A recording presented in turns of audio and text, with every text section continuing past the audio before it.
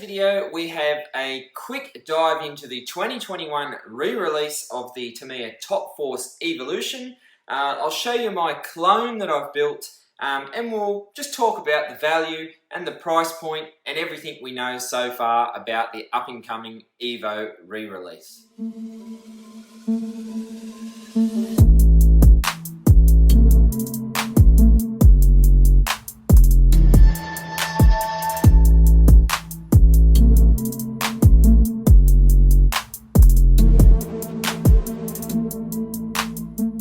Okay, so welcome back to the channel, Adam from RC Action Australia. As you would have seen on the little introduction there, today I'm going to talk about the long-awaited Tamiya Top Force Evolution, and we'll run through this car. I'll tell you a little bit about sort of the EVO and the new re-release kits. I'll talk to you about the value and yeah, basically what I think of the kit itself. Is it worth the money?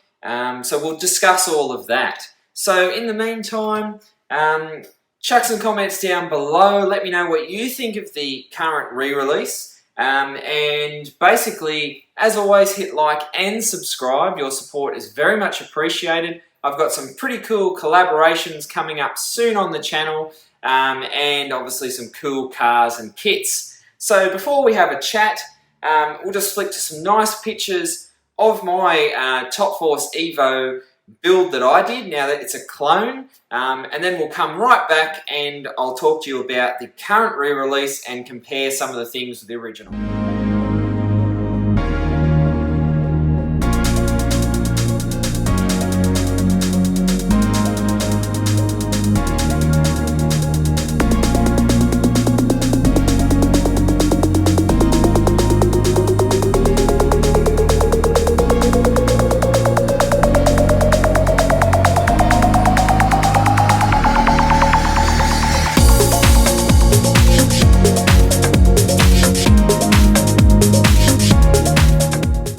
Okay, so hopefully you enjoyed that little montage of my Top Force clone. Now, I think it looks like it's a fantastic looking buggy. Definitely lives up and pays homage to the Top Force EVO, and it will be absolutely fantastic now that the re-release has been announced. I have put myself down for a pre-order, so now this one can become my runner and I don't really have to worry about damaging things, because I'll know mentally in the back of my head that I have another one new in box that I can either build on the channel or build at a later date when I choose to.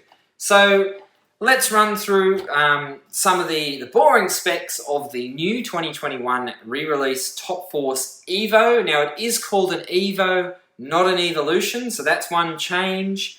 And there may be some decal changes and whatnot, but I don't really know yet. So the re-release took everyone by surprise. Tamiya basically released it out of nowhere.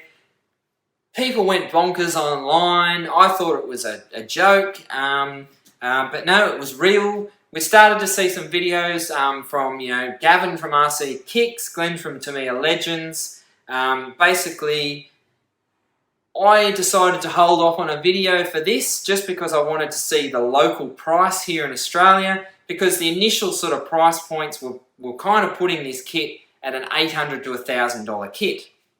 So we finally saw some of them popping up for pre-order here in Australia, and we're looking around the $600 plus a little bit of postage. So I've got one on pre-order for $619 posted to my door from an Australian hobby shop. So I think that's pretty good value. Now, some of the downsides to the kit is it does come with a silver can. I think that Tamiya, with a beautiful buggy like this, they could have really done a nicer job and included even a higher spec Tamiya motor. Now, in the clone that I built, I've put my a super stock motor in there. An RZ, and this car performs very nicely on a 2S LiPo. Now, I think Tamiya could have put a GT tuned motor and made a nice sort of EVO sticker for it, like they've done on, say, some of the Avantis and the Bigwig. They have that 25 turn GT motor with a nice sort of dedicated sticker on it. So I really think Tamiya could have done better than just putting a silver can in there. But obviously, most people probably would put a brushless setup in this, or maybe try and find a vintage motor and set it up as an original vintage EVO. What else can I tell you about the car? Obviously, my clone has, obviously the carbon decks, so we will see that again with the re-release. Obviously, these are rip-dyed wheels and tyres, so we will see the factory dyed nylon wheels. Be interesting to see whether we see parts available for this car. Tamiya have been a little bit scarce on some of their current re-release parts, so hopefully we will see some parts for the EVO, but I don't really know if we will. Obviously, these are MCI Racing decals, so they, other than some changes with the name, I don't think a lot should change with that. I had a few people ask me if it's a pre-painted body. Now, my local hobby shop says that in their details that they've got, that the kit requires PS paint, so I would say that it's not pre-painted. So here's a little tip to everyone out there that wants to build theirs and be box art. Go and try and find yourself some PS23 paint now, because when this kit comes out in June, that's the estimated delivery date here in Australia, PS23 paint will be nowhere to be found. Paints at the moment for the last 12 months have been terrible. Trying to get stock is horrendous at all my local hobby shops. So I picked up myself a can of PS23 the other day. I do plan on painting some other cars in it. So I'm not overly sure what I'll do with my re-read, because I do actually have an EVO sort of car in that PS23. So I may choose to do something completely different to box art. Let's look at the original. That was on kit 58107. Obviously the new kit's 47470. Now let's look at the price. Now in 1992, the original had a ticket price of around $450 to $500 Australian dollars. So if we add a little inflation and a bit of COVID tax onto that, $619 for the new re-release is actually not too bad when you think about it. So from a price point, I think it's priced quite well. The only thing is, will it sell? Is there enough people that want to pay that sort of money to sort of have a Top Force buggy? Now, these are fantastic cars, but if you compare it to some of the newer modern buggies, these don't really stand up. So yeah, it'd be interesting to see. A classic example of this is the new VQS. My local hobby shop can't even sell one. People are not interested at the $500 or $550 odd price tag. Even ones are being discounted online here in Australia, and they're not selling for the high 400s. So it'll be interesting to see if the Top Force EVO suffers the same fate here in Australia as the VQS.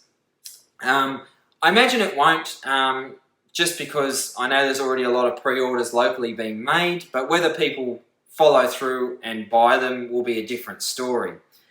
So that's my little wrap up of the EVO, the new EVO, and a look at my clone. Hopefully you enjoyed today's video, and you can please consider liking and subscribing to the channel. Chuck some comments down below as to what you think about the new up and coming 2021 re-release. Let me know how you think I did with my clone car. Now I know it's not perfect, but you know what I mean. As it sits here, this one's cost me around $550 to $600, and as I said, that pretty much makes the new one around $600 price point pretty good value, because it will be obviously an original car, and it will have sort of everything specific to the EVO on it. So that's today's video, just a quick one, and I'll catch you on the next video. Bye.